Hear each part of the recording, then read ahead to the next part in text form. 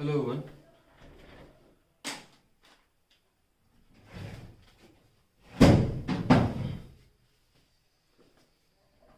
बेटा ये हमारा थर्ड लेक्चर है। So third lecture of chapter number 11, dual nature and radiation, dual nature of radiation and matter. तो in this lecture, in last two lecture we already talk about what is threshold frequency, what is wave function, what are different type of emission takes place, whether it is thermonic, electrical, photoelectric, and we already talk about the photoelectric effect and the observations and the conclusion observed by Hertz and Leonard. And in the last lecture we talk about the experimental study of photoelectric effect, in which we talk about different study about different variation of photoelectric effect with frequency, with intensity.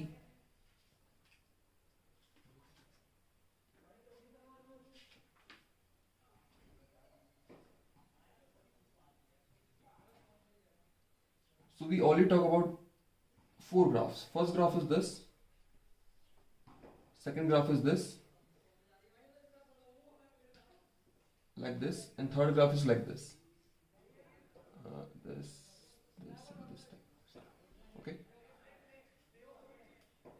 एक और graph है. There is a one graph which is between stopping potential and frequency. Suppose हमने एक metal लिया, एक metal piece लिया,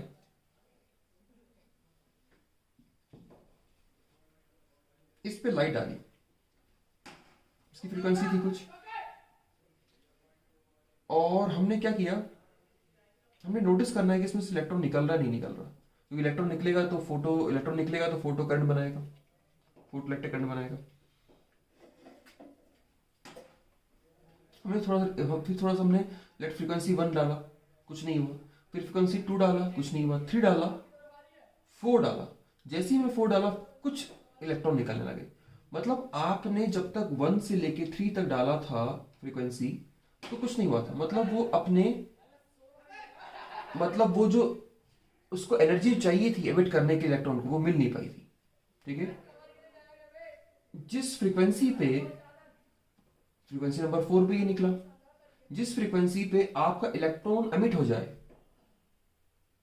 उसी को बोलते हैं बेटा थ्रेशोल्ड फ्रीक्वेंसी. क्लियर? समझ आया थ्रेशोल्ड फ्रीक्वेंसी क्या होता है? Threshold frequency, the minimum value of the frequency of light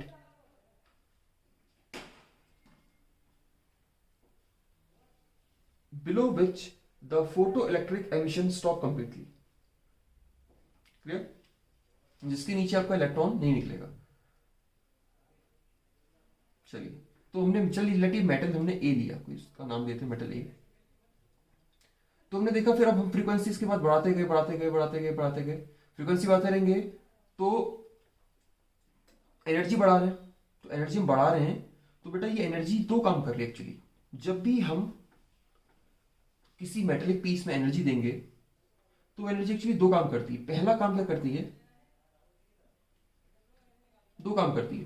पहला काम करेगी कि इसको एनर्जी प्रोवाइड करेगी और इसको इसके सरफेस से निकालेगी. मतलब वर्क फंक्शन देगा, कुछ मिनिमम एनर्जी दी, इससे इलेक्ट्रॉन निकल जाए. दूसरा काम क्या करेगा? उसके बाद ये जो बची हुई एनर्जी थी उससे, उस एनर्जी की वजह से इलेक्ट्रॉन भागेगा. मतलब एनर्जी इसके पास क्या आएगा? काइनेटिक एनर्जी आएगा. ठीक है. एक्सपेरिमेंट वही हो रहा है, एक्सपेरिमेंट वही चल रहा है पुराना वाला ही. अब देखिए, ज्यादा हमने फ्रीक्वेंसी दी तो ज्यादा एनर्जी वाले इलेक्ट्रॉन निकले, ज्यादा फ्रीक्वेंसी दी तो ज्यादा एनर्जी वाले इलेक्ट्रॉन निकले. तो उनको रोकने के लिए हमारा स्टॉपिंग पोटेंशियल जो था वो भी बढ़ जाएगा. जिसको रोकने के लिए स्टॉपिंग पोटेंशियल था वो भी इंक्रीज हो जाएगा। तो सिंपल सी बात है, अगर हम फ्रीक्वेंसी को बढ़ाएंगे तो हमारा स्टॉपिंग पोटेंशियल भी बढ़ेगा। देखिए ज्यादा एनर्जी अगर आएगी तो इलेक्ट्रॉन को रोकने के लिए जो हम यहां से अपोजिट पोटेंशियल बैरियर लगा रहे हैं उससे ज्यादा देना पड़ेगा, जितनी एनर्जी है उससे ज्यादा है उसके बराबर देना पड़ेगा तभी रुकेगा। हम देखते हैं किसी मान लीजिए मेटल एक किसी पर्टिकुलर फ्रीक्वेंसी पे निकला, तो यहां से उसके बाद अब उसके बाद जितनी फ्रीक्वेंसी है उस सब पे मेटल ए निकालेगा निकालेगा, तो उस तरह ग्राफ आएगा ऐसे। समझ आया? है तो स्ट्रेट लाइन ग्राफ, इन किसी पर्टिकुलर टाइम से स्टार्ट हुआ। ये जो फ्रीक्वेंसी है इसी को बोलते हैं बेटा वी नॉट, थ्रेशोल्ड फ्रीक्वेंसी। ये था आपके मेटल ए के लिए, मेटल ए के लिए। इसलिए सिमिलरली अगर मेटल बी लूं, यहां पे मैंने मेटल बी लगा दिया, मेटल बी लगा दिया, हो सकता है मेटल बी को का जो थ्रेशोल्ड फ्रीक्वेंसी हो कम हो या हो सकता है ज्यादा हो। अगर ज्यादा होगा तो ग्राफ इस तरह चलेगा। अगर मान लीजिए इसे थोड़ा ज्यादा और फ्रीक्वेंसी दूं तभी वो मेटल इलेक्ट्रॉन निकाले, इस तरह ग्राफ चलेगा। Let this is for metal B. I think आपको ये ग्राफ भी क्लियर हो गया होगा। This is graph between stopping potential and frequency. चलिए अब हमारा ग्राफ का पार्ट कंप्लीट हो गया है। इन चारों ग्राफों से बेटा एक लॉ निकले जो इंपॉर्टेंट है, जिसे कहते हैं law of photoelectric emission. Law of photoelectric emission, law of photoelectric emission. ठीक है, चार लॉ हैं, ध्यान सुनिएगा। जितने भी हमने प्रीवियस एक्सपेरिमेंट किए उससे ये चार लॉ निकले। ये चार लॉ अपनी स्क्रीन पे देख पा रहे हैं। अगर मैं फर्स्ट लॉ की बात करूं, ये बोलता है the number of electron ejected per second is directly proportional to the intensity of light. सही बात है, जितना आप इलेक्ट्रॉन निकालना चाहते हैं अपने मेटल से, ठीक है, वो डिपेंड करेंगे कितनी ऑफ नंबर ऑफ इंटेंसिटी है। जितने आपका लाइट उस मेटेलिक सरफेस पे पड़ेंगी, जितनी रेस पड़ेंगी, जितनी इंटेंसिटी ज्यादा होगी, उतना ज्यादा आपका इलेक्ट्रॉन निकलेगा। क्लियर?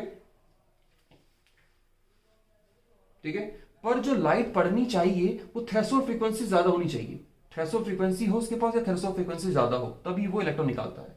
ये भी आपने देख लिया अभी फोर्स वाले ग्राफ में। तो भैया आगे देखिए इसी लाइन में, for a given photosensitive material and frequency of incident radiation about the threshold frequency, तभी वो इलेक्ट्रॉन को निकालेगा। Second law, the photoelectron are emitted with a range of kinetic energy from 0 up to maximum and the maximum kinetic energy photo does not depend on the intensity of light। ये भी हमने देखा था कि light की intensity पे depend नहीं कर रहा था। ठीक है, लाइट की वो इंटेंसिटी पे डिपेंड नहीं कर रहा था, उसका स्टॉपिंग पोटेंशियल, क्योंकि स्टॉपिंग पोटेंशियल जो था काइनेटिक एनर्जी के बराबर था, और उसका जो स्टॉपिंग पोटेंशियल है वो इंडिपेंडेंट ऑफ इंटेंसिटी था। ठीक है, law number third, the maximum kinetic energy of photo electron depend on the frequency. ये भी हमने ग्राफ में देखा, अलग फ्रीक्वेंसी होगी तो अलग एनर्जी होगी, अलग एनर्जी होगी तो उसे रोकने के लिए अलग पोटेंशियल आएगा। तो maximum kinetic energy of electron depend on the frequency of incident light and varies linearly with the frequency. ये भी हमने देख लिया ग्राफ में। लास्ट है आपका, the process of photo emission is nearly instantaneous. एकदम बड़ा इंस्टेंटेनियस मतलब एकदम होने वाला प्रोसेस है ये। ठीक है, ये 10⁻⁹ सेकेंड के ऑर्डर में आपका सारा काम हो जाता है। इलेक्ट्रॉन निकलना, टकराना उस पर रेस का और निकलना, एकदम इंस्टेंटेनियस प्रोसेस है ये। तो ये चार लॉ हमने देख लिए हैं।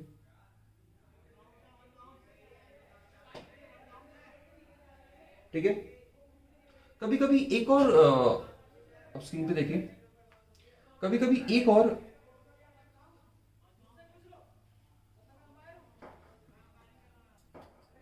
देखिए, जो हमने ग्राफ देखे उसी ग्राफ में तो हमने कंक्लूड कर लिया कि भैया आपका जितना फोटो आपका जो करंट है वो डिपेंड करेगा आपकी इंटेंसिटी ऑफ लाइट पे। इंटेंसिटी बढ़ाएंगे तो बढ़ेगा। ठीक है, क्लियर? ये वाला ग्राफ एक्सप्लेन किया था कल, ये वाला सारे हमने ग्राफ कल एक्सप्लेन कर लिए। उसी ग्राफ से मैंने 9 निकाले हैं। ठीक है, इसके अलावा एक और चीज है कि भैया आपका फोटो इलेक्ट्रिक इफेक्ट को क्या wave theory of light prove कर सकती है। ठीक है, photo electric effect and wave theory light के बीच में रिलेशन है कुछ। ठीक है, ध्यान रखिएगा, फोटो इलेक्ट्रिक इफेक्ट, ठीक है, लाइट का पार्टिकल नेचर बताता है। एक्चुअली होता क्या है, लाइट मेटेलिक सरफेस पे आपका फोटोन आता है। कौन आता है? फोटोन। लाइट जो है एक क्वांटा है, पैकेट ऑफ एनर्जी के साथ आती है, फोटोन आता है। ये फोटोन इस इलेक्ट्रॉन से टकराता है, ये अपनी एनर्जी इसको देता है। ठीक है, वो एनर्जी दो काम करती है, पहला इसको निकालती है, दूसरा इसको भगाती है, वर्क फंक्शन और काइनेटिक एनर्जी। क्लियर? तो आपका क्या उसे वेव नेचर बता सकता है? तो भैया सिंपल सी बात है, नहीं। क्यों नहीं भैया? हमने वेव नेचर ऑफ लाइट में पढ़ा था कि भैया अगर आपका लाइट का इंटेंसिटी जितना ज्यादा होगा उतनी ज्यादा उसके पास एनर्जी होगी। याद होगा ये बात? ठीक है, इंटरफेरेंस वाले में चैप्टर में पढ़ा था हमने, इंटेंसिटी ऑफ लाइट निकाली थी हमने। कुछ intensity is directly proportional equals to amplitude का स्क्वायर। एम्पलीट्यूड ज्यादा होगा तो इंटेंसिटी ज्यादा होगी, तो एनर्जी ज्यादा होगी। पर यहां पर हमने ये देखा कि भैया इंटेंसिटी ऑफ लाइट पे तो डिपेंड ही नहीं कर रहा, वो जो हमारा वो डिपेंड कर रहा है किस पे? फ्रीक्वेंसी पे लाइट की। तो भैया देखिए आपके स्क्रीन में दिख रहे होंगे कुछ लॉस दिख रहे हैं, ठीक है। जो second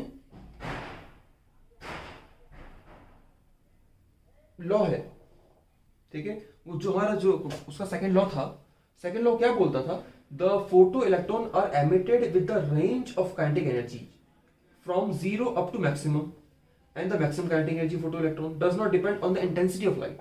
intensity of light depend नहीं करता, ठीक है, किसी इंटेंसिटी ऑफ लाइट की फ्रीक्वेंसी फिक्स हो। तो लॉ सेकंड देखिए, इसमें second law can not be explain because the greater the intensity greater should be energy. ठीक है, जो हमारा वेव थ्योरी क्या बोलता है? वेव थ्योरी बोलता है अगर आपकी इंटेंसिटी ज्यादा एनर्जी होनी चाहिए, तो उसका मतलब उसकी काइनेटिक एनर्जी भी ज्यादा होनी चाहिए। ठीक है, तो भैया इंटेंसिटी बढ़ने के साथ साथ काइनेटिक एनर्जी बढ़ना चाहिए था, तो इंटेंसिटी बढ़ने के साथ साथ आपका स्टॉपिंग पोटेंशियल भी बढ़ना चाहिए था, पर ऐसा हुआ नहीं। हमने देखा कि इंटेंसिटी पे आपका जो फोटो इलेक्ट्रॉन था, फोटो इलेक्ट्रिक करंट था, डिपेंड नहीं कर रहा था, वो इंडिपेंडेंट था। तो कभी कभी एग्जाम में ये सवाल ही पूछते हैं।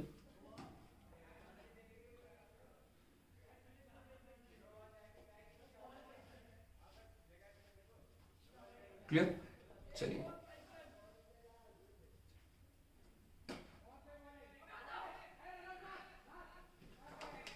ये अब नेक्स्ट स्टार्ट करते हैं बेटा, इंपॉर्टेंट है।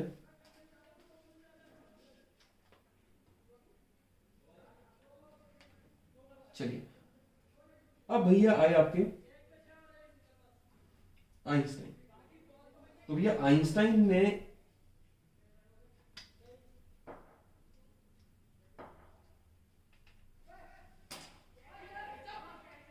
नाइनटीन 1905 में अपनी थ्योरी दी। जब लेनार्ड एक्सपेरिमेंट हो गया था 1905 में, उसके बाद अपनी थ्योरी दी इस एक्सपेरिमेंट को रिलेटेड। उन्होंने 2-3 पेपर छापे, तो जाके उनको 1921 में इसकी रिसर्च के लिए उनको नोबेल प्राइज मिला। याद रखिएगा, नोबेल प्राइज आइंस्टाइन को फोटो इलेक्ट्रिक इफेक्ट के इफेक्ट को एक्सप्लेन करने के लिए मिला, ना कि मैक्सिमम लोग समझते हैं स्पेशल थ्योरी ऑफ रिलेटिविटी के लिए मिला उनको। आपको नोबेल प्राइज जो आइंस्टाइन को मिला था बेटा, इस वजह से मिला था। ठीक है, उन्होंने पायनियर रिसर्च किया था in the field of this quantum mechanics, तो उनको नोबेल प्राइज मिला। चलिए, अब उनका जो रिसर्च वर्क था थोड़ा बहुत देख लेते हैं। क्या था? इंपॉर्टेंट है काफी एग्जामिनेशन पॉइंट ऑफ व्यू से, न्यूमेरिकल बनते हैं इस टॉपिक से। ठीक है,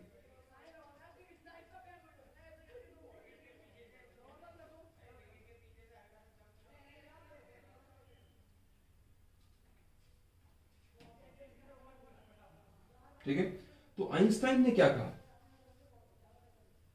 ठीक है, आइंस्टाइन ने भैया अपना एक नया थ्योरी दिया। ठीक है,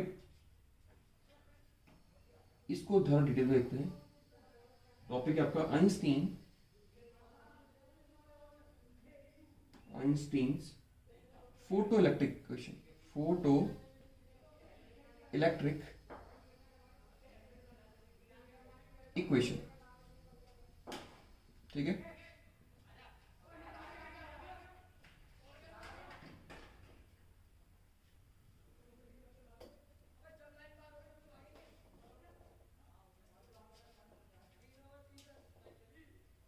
चलिए। आइंस्टाइन ने इसमें दो काम किए, एक तो इक्वेशंस दी और इन इक्वेशन की हेल्प से वो जो चार लॉ थे photo laws of photoelectric emission के, उनको एक्सप्लेन किया। तब जाके बेटा उनको नोबेल प्राइज के लिए चुना गया। तो क्या था, उन्होंने एक नया कंप्लीटली नया आइडिया दिया। ठीक है, उन्होंने बोला कि जो रेडिएशन एनर्जी जो है, इलेक्ट्रोमैग्नेटिक रेडिएशन है, इज बिल्ड, ये बनी है, build up of discrete unit.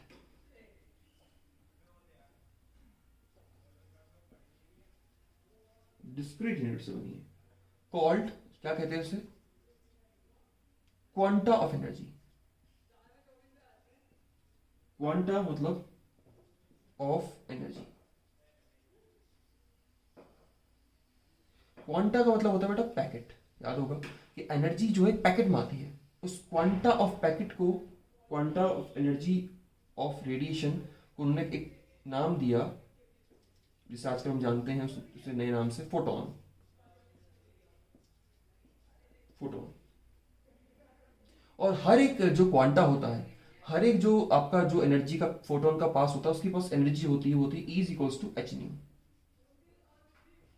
ठीक है, जहां पर h जो है एक प्लैंक्स कांस्टेंट है, कांस्टेंट है, प्लैंक्स कांस्टेंट। म्यू है फ्रीक्वेंसी, E है एनर्जी। तो हर एक जो पैकेट है उसके पास इतनी एनर्जी है। क्लियर?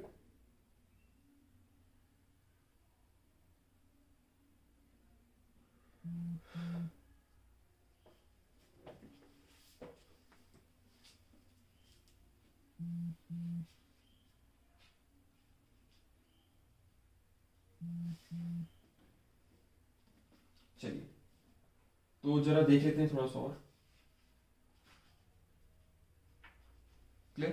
अब उन्होंने क्या बोला, उन्होंने बोला बेटा जो आपका जो फोटोन आ रहा है, जो आपका क्वांटा ऑफ एनर्जी आ रहा है, ठीक है, वो हर एक इलेक्ट्रॉन के साथ इंटरेक्ट करेगा। एक फोटोन एक इलेक्ट्रॉन के साथ, मेटल के एक इलेक्ट्रॉन के साथ इंटरेक्ट करेगा। एक फोटोन एक इलेक्ट्रॉन के साथ इंटरेक्ट करेगा।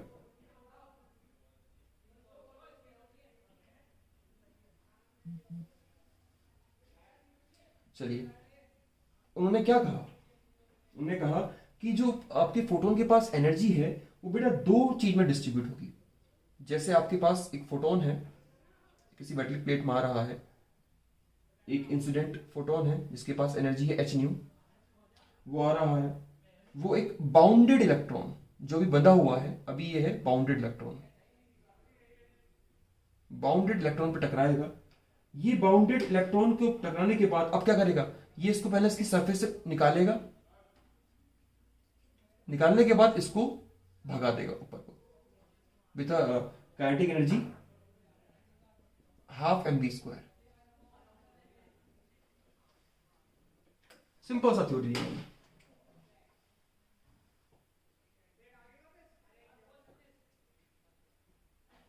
ठीक है, और जो लाइट आ रही है बेटा उसके हर एक फोटोन के पास इतनी एनर्जी नहीं होगी, कुछ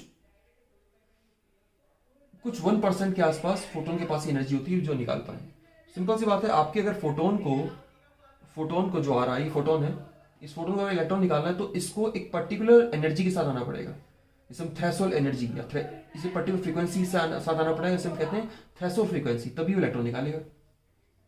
तो भैया आपका जो एनर्जी ऑफ इंसिडेंट फोटोन है, एनर्जी ऑफ इंसिडेंट फोटोन है बेटा दो पार्ट में जाएगी। ठीक है, पहला क्या करेगी, वो वर्क फंक्शन देगी उसको, मतलब उसके सरफेस से निकालेगी। पहला निकलने के बाद उसके पास जो बची हुई एनर्जी है फोटॉन्स की, उसकी वजह से वो भाग जाएगी। उसके बाद कुछ क्या आ जाएगी, मैक्सिमम काइनेटिक एनर्जी आ जाएगी।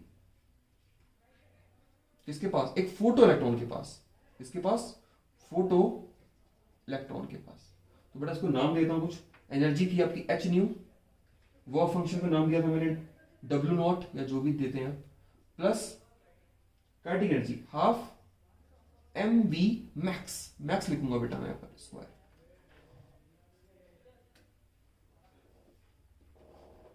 क्लियर। तो यहां पर जो था इसको मैं बोलता हूं के मैक्स, इसको बोल देता हूं मैं के मैक्स। ठीक है, इसको के मैक्स नाम देता हूं मैं। K max is equals to H nu minus डब्ल्यू not equal to K max. ठीक है, ये भी बेटा अपने आप में वर्क फंक्शन, वर्क है, एनर्जी है। तो इसका जो एनर्जी होगा, इसका जो डब्ल्यू नॉट होता है बेटा किसके बराबर होता है, एच न्यू नॉट के। मतलब वर्क फंक्शन जो है वो एक अपने आप में एनर्जी है, वर्क है, एनर्जी है। तो इसकी जो वैल्यू के बराबर होती है Planck's constant multiply by threshold frequency. Clear, क्योंकि फ्रीक्वेंसी मल्टीप्लाई बाय एच होता है एनर्जी, पर यहां पर थ्रेशोल्ड की बात कर रहे हैं हम। तो यहां पर आपका थ्रेशोल्ड एनर्जी की बात चलेगी। आपको पता है थ्रेशोल्ड फ्रीक्वेंसी क्या होती है, the minimum energy which you require to eject electron. और थ्रेशोल्ड फ्रीक्वेंसी क्या होता है, the minimum frequency which you require, जो मिनिमम फ्रीक्वेंसी है, जिस मिनिमम फ्रीक्वेंसी पे हम इलेक्ट्रॉन निकालते हैं, उसी फ्रीक्वेंसी की एनर्जी को बोलते हुए जाता है थ्रेशोल्ड एनर्जी। तो मैं ऐसे लिख सकता हूं h nu minus H nu not equal to K max. यही है बेटा आपकी आइंस्टाइन इक्वेशन, यही आपकी आइंस्टाइन इक्वेशन। ठीक है, इंपॉर्टेंट है।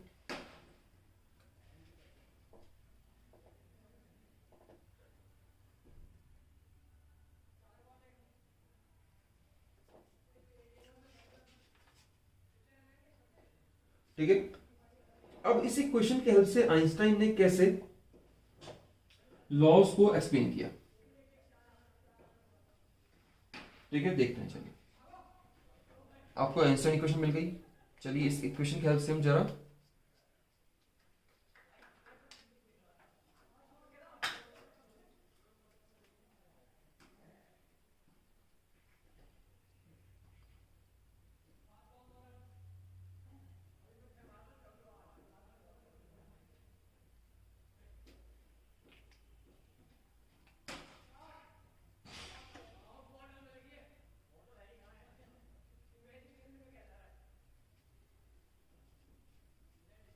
चलिए इसकी हेल्प से हम जरा इन इक्वेशंस को प्रूव करते हैं।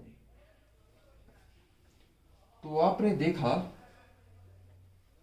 कि आइंस्टाइन ने बोला जो काइनेटिक एनर्जी मैक्सिमम होगी, जो निकलेगी फोटो इलेक्ट्रॉन के पास, के मैक्स जो होगा वो बराबर होगा H nu minus H nu naught के, which is equal to H constant ले लिया मैंने, न्यू माइनस न्यू नॉट।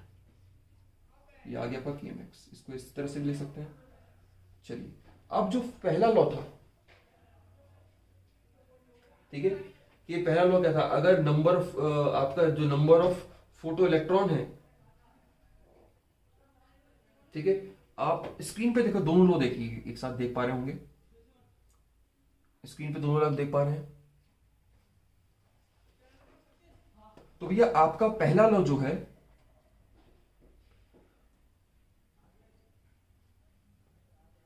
वो बता रहा है the number of photo electron ejected. देखिए आप अपने लॉस को लेफ्ट हैंड साइड देख रहे हैं। पहला law, the number of photo electron ejected per second is directly proportional to the intensity of light. जितने इलेक्ट्रॉन निकलेंगे आपके फोटो इलेक्ट्रॉन डायरेक्टली प्रोपोर्शनल होंगे किस पे, लाइट की इंसिडेंट, जितनी लाइट इंसिडेंट हो रही है, क्योंकि हर एक इंसिडेंट लाइट के साथ एक फोटोन आएगा। जितने रेज आएंगी उतने फोटोन आएंगे, उतने आपके इलेक्ट्रॉन निकलेंगे। कंचों की तरह हो रहा है बेटा, एक कंचे पे एक कंचा टकराया, वो कंचा भागा जिस पे टकरा रहा था। तो आपका आप देखिए राइट हैंड साइड, आपका लॉ का, इस लॉ से कैसे एक्सप्लेन किया उन्होंने कि the if the intensity of light is increased, अगर लाइट की इंटेंसिटी को मैं अगर बढ़ा दूं, more photon fall on the surface per unit time and more electron are emitted. उनके लॉ से ये पता चलता है कि जितना अगर मैं फोटोन बढ़ाऊंगा, अभी तो मैंने सिंगल एक लाइन ली थी, एक लाइन निकली, एक लाइन ली थी तो एक इलेक्ट्रॉन निकला था, ज्यादा लेता तो ज्यादा निकलते, सिंपल सी बात है। सेकंड जो था उनका लॉ, वो था आपका द अगेन आप देखिए left hand side, the photoelectron are emitted with the range of kinetic energy from zero to maximum. ठीक है, जो फोटो इलेक्ट्रॉन निकलते हैं उन सबके पास अलग अलग एनर्जी है, जीरो से लेकर मैक्सिमम तक। द मैक्सिमम, जो maximum kinetic energy photo electron की, वो इंटेंसिटी पे डिपेंड नहीं करती, वो डिपेंड किस पे करती है, फ्रीक्वेंसी पे। यहां पर भी देखिए उन्होंने क्या बोला, यहां पर जो के मैक्स है, के max is independent of intensity of radiation of photon. यहां पे देखिए क्वेश्चन में आपका के मैक्स है वो फ्रीक्वेंसी के साथ डिपेंडेंट है, ना कि किसी इंटेंसिटी के साथ। सेकंड लॉ प्रूव हो गया। थर्ड लॉ था उनका, थर्ड लॉ देखिए दोबारा left hand side, third law था the maximum kinetic energy of photo electron depend on the frequency of incident light and varies linear with the frequency. ठीक है, for a given photosensitive material there exists a certain minimum frequency below which the emission photon is stopped completely. This frequency known as threshold frequency. भैया देखो आपकी electron निकलने के लिए particular frequency चाहिए होगी, उसे थ्रेशोल्ड फ्रीक्वेंसी कहते हैं। और आपका जो फोटो इलेक्ट्रॉन है वो फ्रीक्वेंसी पे डिपेंड कर रहा है, ये लॉ बोलता था। अब देखिए आइंस्टाइन ने क्या बोला, आइंस्टाइन ने बोला अगर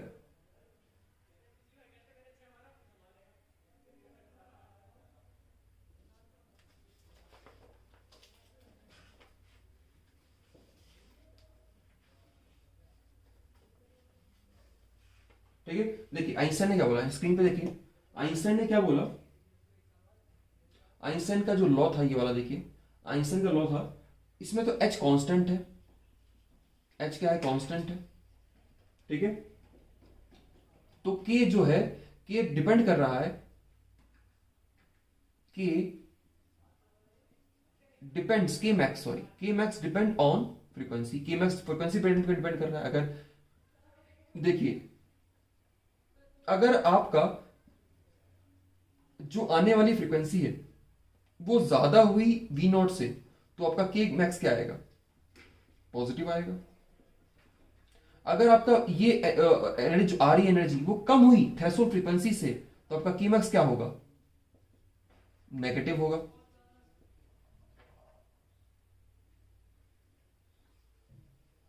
जो पॉसिबल नहीं है, के मैक्स कभी भी एनर्जी क्या होती है बेटा, एनर्जी नेगेटिव नहीं हो सकती।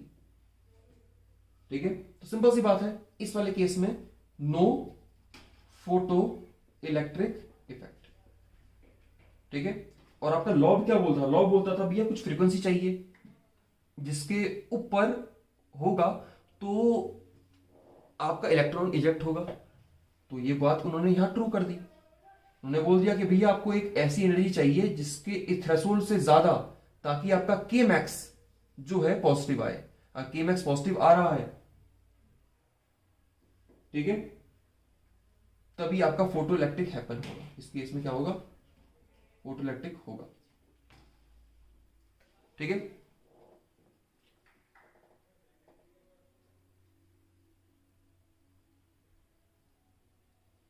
ठीक है, चलिए अब दोबारा स्क्रीन पे देखिए। फोर्थ लॉ जो था वो तो बोलता था कि the process of photoelectric emission nearly instantaneous है। और यहां पर भी देखो इलेक्ट्रॉन जब आता है,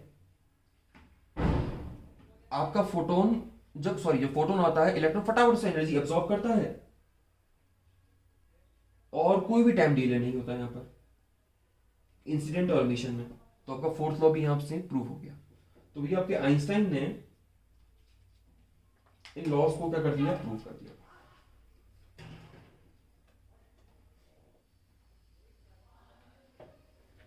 ठीक है, चलिए अब आपका एक फोर्थ ग्राफ जो था ना, आपको फोर्थ ग्राफ याद होगा, वो फोर्थ ग्राफ बेटा आपका एक्सपेरिमेंटल वेरिफिकेशन भी बताता है। ठीक है, तो अगर बात करूं experimental verification of Einstein photoelectric equation. Einstein photoelectric equation देखिए, आपको याद है के मैक्स जो है वो बराबर है H nu minus new naught के, कोई दिक्कत? ठीक है, और आपको ये भी याद होगा जो आपका के मैक्स होता है वो बराबर होता है स्टॉपिंग पोटेंशियल और इसके। ठीक है, दोनों को बराबर कर लो। E V naught equal to H V minus V naught. ठीक है, इस ई को नीचे ले आता हूं, V naught equals to H upon में ई पहली फ्रीक्वेंसी माइनस ए ई यहां भी जाएगा, एच वी नॉट अपॉन में, इसको बोलता हूं बेटा वर्क फंक्शन, इसको हाँ, ये वर्क फंक्शन हमारा एच अपॉन में ई ऐसे आ गया। ठीक है, तुम्हारा जो फोर्थ ग्राफ था बेटा वो याद होगा, इस तरह का ग्राफ जो था, ये बहुत इंपॉर्टेंट ग्राफ है। अब देखो इस तरह ग्राफ था ना, यहाँ पर आपका स्टॉपिंग थ्रेशोल्ड फ्रीक्वेंसी थी, यहाँ पर स्टॉपिंग पोटेंशियल था, यहाँ फ्रीक्वेंसी थी। ठीक है, ठीक है, अगर मैं बोलूं ये y है ये x है, तो हमारा y is equals to M X plus C की क्वेश्चन याद होगी आपको, ये तो लीनियर क्वेश्चन होती है लाइन की। तो y ये है और x ये है, तो इसका मतलब ये क्या है, ये स्लोप है। तो इस ग्राफ का जो स्लोप है बेटा क्या बताता है हमको, h अपॉन में e। इस ग्राफ का स्लोप क्या है, h अपॉन में e। ध्यान से देखिएगा, एक बड़ी अच्छी चीज निकलने वाली है यहां से, h अपॉन में e। ये थोड़ा सा और आगे ले आता हूं उसको मैं। ठीक है, ये ग्राफ का जो स्लोप है क्या है, h अपॉन में, और h क्या कांस्टेंट है, e क्या है चार्ज ऑफ इलेक्ट्रॉन, ये कांस्टेंट क्वांटिटी है। इसका मतलब इस ग्राफ का स्लोप कांस्टेंट होगा, इस ग्राफ का स्लोप, तभी तो इसका भी जो अगला जो निकला था मेटल बी के लिए, ये मेटल ए के लिए याद है, ये मेटल ए के लिए था, मेटल बी के लिए था। मेटल बी के लिए भी स्लोप फिक्स पहले जैसा ही था। क्यों था, क्योंकि ये स्लोप है वो डिपेंडेंट है h अपॉन ई पे, जो अपने आप में कांस्टेंट है। H be constant, Planck's constant, E charge of electron constant 1.6 into 10⁻⁻⁹ coulomb. ये भी फिक्स है, ये भी फिक्स है। इसका मतलब स्लोप कांस्टेंट है, चाहे मेटल ए हो, मेटल बी हो, मेटल सी हो, सबके लिए बेटा जो ग्राफ का जो आएगा स्लोप यही आएगा। इसलिए ये यहां पर ऐसे आ रहा था। और दूसरी बात इस इक्वेशन से में एक और चीज निकल रही है कि आपको याद है ये है आपका इंटरसेप्ट। इंटरसेप्ट मतलब ये, तो इसका जो इंटरसेप्ट है वाई एक्सिस में, इंटरसेप्ट क्या होता है, कितना वाई एक्सिस में काट रहा है। अगर पॉजिटिव हो ऐसे, नेगेटिव हो ऐसे, तो नेगेटिव इंटरसेप्ट आ रहा है। देखो यहां पर इसका नेगेटिव इंटरसेप्ट जो है वो क्या बताता है, ये बताता है नेगेटिव इंटरसेप्ट क्या बताता है, एच अपॉन में, देखो इंटरसेप्ट ये रहा, तो एच अपॉन में फ्रीक्वेंसी अपॉन में ई, ये इसका इंटरसेप्ट है। ठीक है, दिस इज इंटरसेप्ट। इसको ग्राफ याद होंगे, इसको ग्राफ पढ़े होंगे, उसको समझने में बहुत बड़ी आसानी हो रही होगी इसमें। क्लियर? तो ये इंटरसेप्ट है। अब देखिए एग्जाम में कभी कभी आपको ग्राफ दे देते हैं और बोलते हैं वर्क फंक्शन निकालो, तो आपको कुछ नहीं करना, तो आपको क्या करना है, जितनी वैल्यू ये है उसको निकाल लो। क्योंकि देखो ये जो वैल्यू है वो क्या है, वो वैल्यू जो है वो है वर्क फंक्शन अपॉन में ई के, और आपको वैल्यू गिवन रहेगी यहां से। तो गिवन वैल्यू से अगर आप मल्टीप्लाई कर देंगे ई को, तो आपको क्या आ जाएगा, वर्क फंक्शन आ जाएगा। क्लियर? कभी कभी थ्रेशोल्ड फ्रीक्वेंसी बोल देते हैं या थ्रेशोल्ड एनर्जी बोल देते हैं। बस आपको यहां से ये वैल्यू पता करनी है, यहां पर कहां कट रहा है, जहां कट रहा होगा वही थ्रेशोल्ड फ्रीक्वेंसी होगी। थ्रेशोल्ड फ्रीक्वेंसी को आप मल्टीप्लाई कर देंगे एच से, तो थ्रेशोल्ड एनर्जी आ जाएगी। अब आपको क्लियर हो गया होगा कि आइंस्टाइन ने कैसे से एक्सपेरिमेंटली जो डाटा हमारे पास आया था वो मिलिकन और उसके उसके एपरेटस से, उसे कैसे अपने इक्वेशन से प्रूव कर दिया।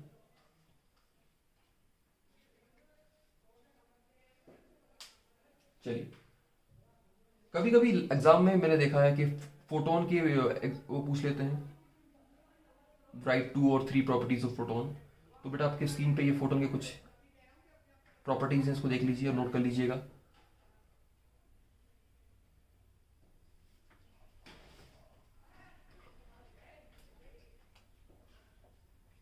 चलिए, आज का लेक्चर नहीं खत्म करते हैं। Thank you.